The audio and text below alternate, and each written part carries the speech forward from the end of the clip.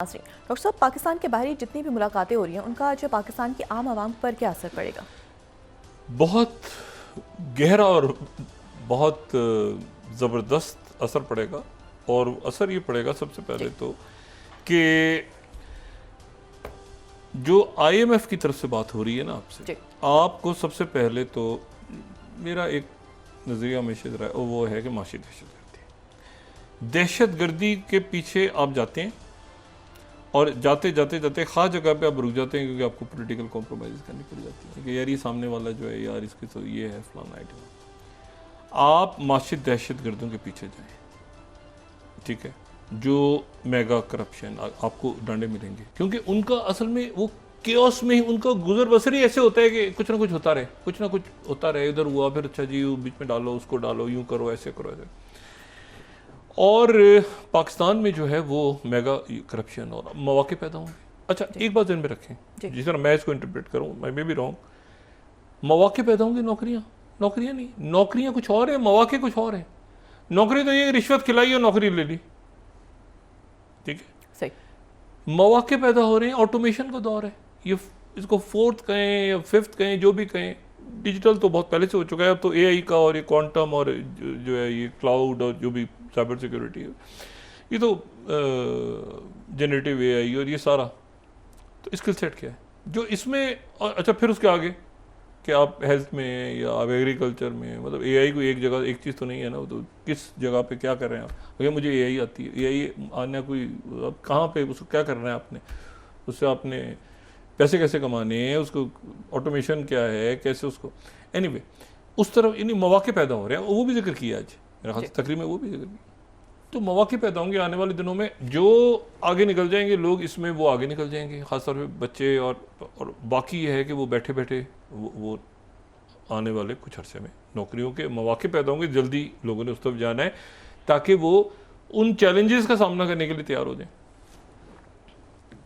फिर मेरे ध्यान में बात आ रही है, मोदी जी को ये H1B वीज़ा के ऊपर इन्होंने लॉबी किया, इनके ही लोग थे ना वहाँ पे इंडिया के, और बड़े ज़बरदस्त वहाँ पे इन्होंने बड़ा कंट्रीब्यूट किया, तो मुझे नहीं पता कि क्या हुआ है, ये इन्होंने क्यों उसके ऊपर फोकस नहीं किया, एनीवे।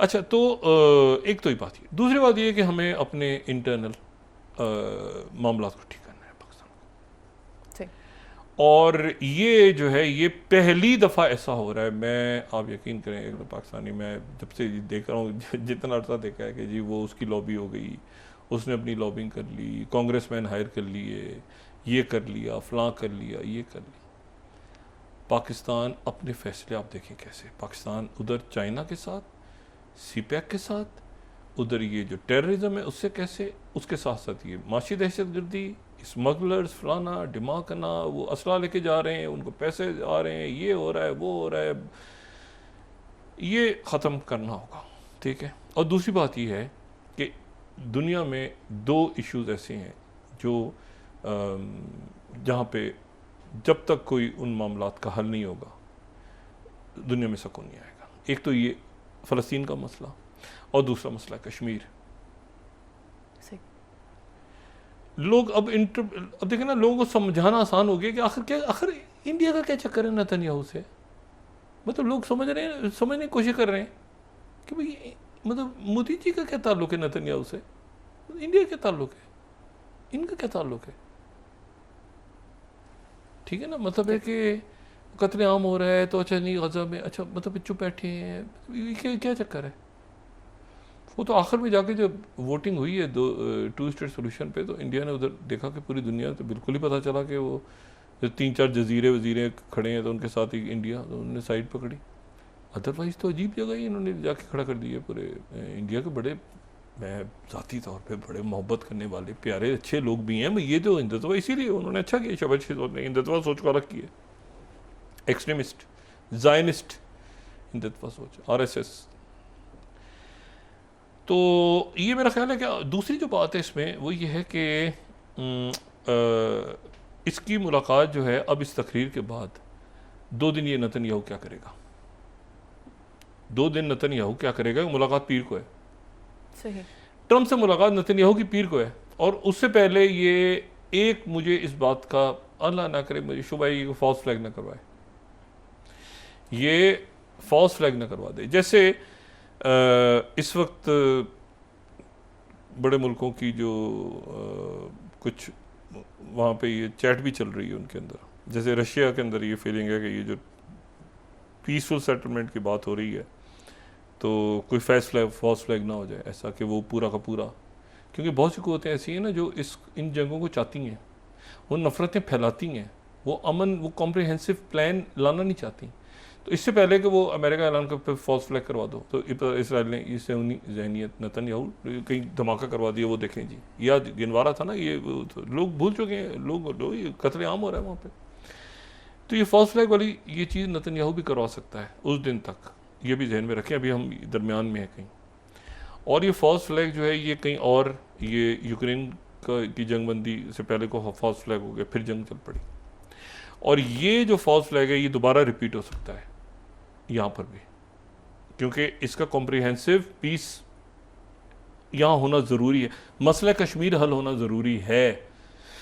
लेकिन अब चूंकि पाकिस्तान दुनिया को समझा चुका है बात, और दुनिया पाकिस्तान की बात समझ चुकी है, और यहाँ पर ये भी पाकिस्तान ने आज उन्होंने कह दिया, ये खुल के आज बात हो गई। देखें, शहबाज शरीफ साहब ने पाकिस्तान का, जो पाकिस्तान का नुमाइंदगी, पाकिस्तान का हर बंदा, हर पाकिस्तानी सफ़ीर है, हर पाकिस्तानी जो है वो एक अपने मुल्क को रिप्रेजेंट कर रहा है, अपने मुल्क की बात कर रहा है।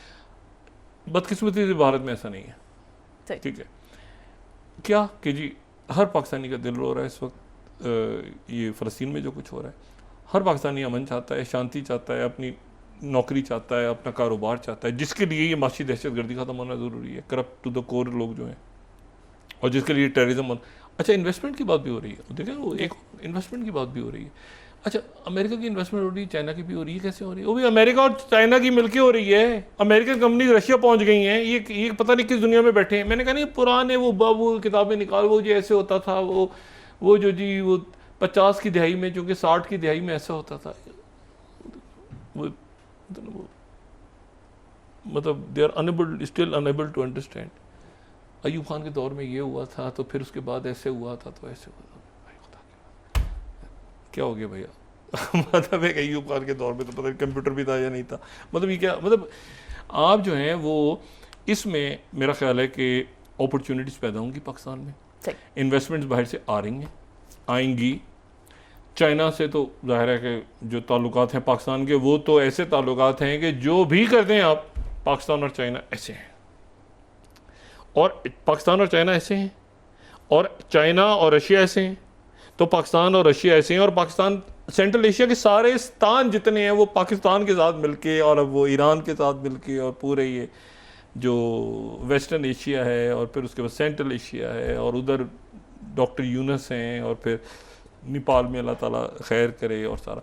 तो अगर आप जोग्राफ़ी देखें तो उधर शुमाल में लेबनान है इसराइल के, इधर जो है ये गज़ा है जो इंशाल्लाह फ़लस्तीन होगा, इधर ये मकबूजा इलाके हैं जो कि फ़लस्तीन होंगे इंशाल्लाह, यरूशलेम, और बाकी जो है वो एक तरफ मिस्र है जी, ठीक है सही। और इधर मोदी जी की क्या सिचुएशन है, एक तरफ पाकिस्तान है, एक तरफ बांग्लादेश है, एक तरफ नेपाल है, एक तरफ चाइना है, एक तरफ मालदीव है, उधर भी एक तरफ मेडिटेरियन है, और इधर भी एक तरफ इंडियन ओशन है। यहाँ मोदी जी अपने आप को ले जाके उन्होंने ग्लोबल नक्शे पे खड़ा कर दिया, दैट्स इट। तो अल्लाह ताला पूरी दुनिया में अमल लेकर आए, ये इसको पकड़ने का ये उधर ही पकड़ा जाएगा, ये जो है ना वो। अच्छा, वो प्रेसिडेंट ट्रंप ने वो लगाया हुआ था, मेरे ख्याल से वो F-35 का हो गया है उनके साथ। तो देखिए क्या खूबसूरत बात है, ज़बरदस्त आदमी है तैयब उर्दगन, रजब तैयब उर्दगन, उनके अपने मामलात और नेटो के हैं, हमारे तो साथ ऐसे। और पाकिस्तान ने शुक्रिया अदा किया, सारे मुल्कों का, सारी दुनिया का शुक्रिया अदा किया, और प्रेसिडेंट ट्रंप का ख़ास तौर पे कि उन्होंने इस बात को अंडरस्टैंड किया। और ये है कि बाकी हमारे अंदरूनी मामला जो हैं वो पाकिस्तान के अंदर बहुत हैं, करप्ट टू द कोर। यहाँ पे एक एलीट बैठी है जो बदमाशी है, उसको पकड़ना होगा, और ये बच्चे हमारे आगे निकले, आम लोग आगे निकले। वो तो ना सब चलता है, ऐसा नहीं है, ऐसा नहीं है। अब इसको you have to break system, आपको तोड़ के सिस्टम को, और आगे अपनी यंग जनरेशन, ओ यार 2 पैसे खिला दो, क्या ज़रूरत है कुछ करने की, नहीं यार नौकरी पकड़ लो, नहीं भाई ऐसे नहीं होगा। बच्चे आगे निकलेंगे इंशाल्लाह, उनके लिए मौके पैदा होंगे और वो उसी वक्त होंगे। और टेररिज्म अब तो ऐसे ऐसे ख़त्म होगा। ये जो आज अलामी आया है ना, ये जो पाकिस्तान, चाइना, रशिया, ईरान ख़त्म, और ख़ुद कह रहे हैं वो अफ़गानिस्तान के लोग इतने ज़बरदस्त हैं वहाँ पे, हुकूमत जो है वो कह रही है अगर हम एयरबेस नहीं मिल सकती, और ये हो सकता है वो खुद भी चाह रहे हो कि सारे मुल्क आके ये इनसे जान छुड़ाएं, मजीद ब्रिगेड वगैरह से। तो हो सकता है उन्होंने खुद ही मैसेज भेज दिया इन मुल्कों को सबको कि भाई ये हमें ब्लैकमेल या कर रहे हैं, ये पता नहीं कौन पैसे इनको दे रहा है, ये फॉरेन फंडेड है, तो आके हमारी जान छुड़ाओ। तो पाकिस्तान का इशू नहीं है, अब सारे मुल्कों ने कह दिया है कि ये ड्रग फ्री, क्राइम फ्री, कोई बेस नहीं होगी, कोई पैसा नहीं आएगा, चाइना, रशिया। और बगराम एयरबेस पे सवाल ही पता नहीं होता, वो अफगानिस्तान है, उसको बिल्ड करें और उसमें पाकिस्तान सारा रीजन उनकी मदद करेगा। लेकिन ये है कि ये that's it, enough is enough. ये BLA SHIELA फलाना ये वो जो कंट्रोल टैक्स सारे इनको फारिग करें। जी बहुत शुक्रिया डॉक्टर साहब। नाज़रीन, इसके साथ ही आज का प्रोग्राम अपने इख्तिताम को पहुंचा। मुझे सुमेरा सलीम की इजाज़त दीजिए। अल्लाह ने के बाद जी डॉक्टर साहब। अपने दोस्तों रिश्तेदारों, गिरदनवा के लोगों का सब ख्याल रखिएगा। अल्लाह हाफ़िज़।